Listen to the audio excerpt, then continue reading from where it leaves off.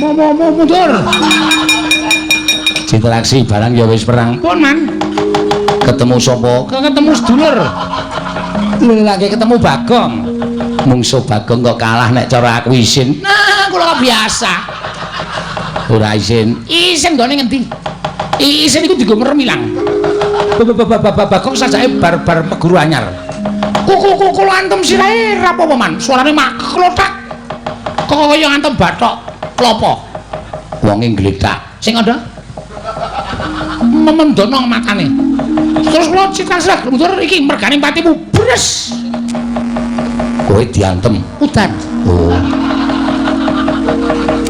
wong edan ora Candas aku digebuki terus mangger man.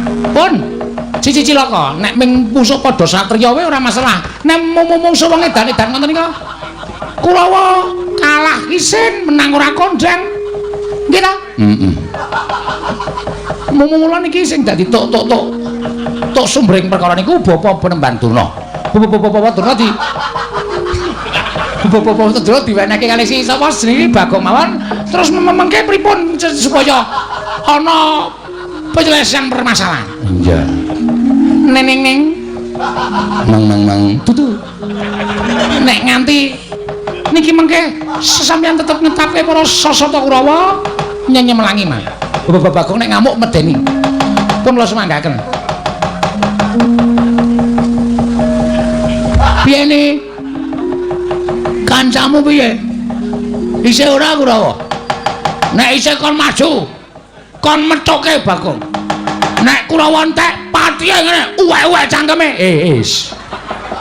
aku kira melu apa-apa aku kira melu peperangan iki Wis tak anggap melu kowe. Anggere Kurawa isih ngroyok Bagong titenono. Aku nek saya mangkel. Ora kok Kurawa sing tak bondo kabeh. Ning klebu ratu Ngastina melu tak bondo legane ngantiku. Weh, lagi wasan.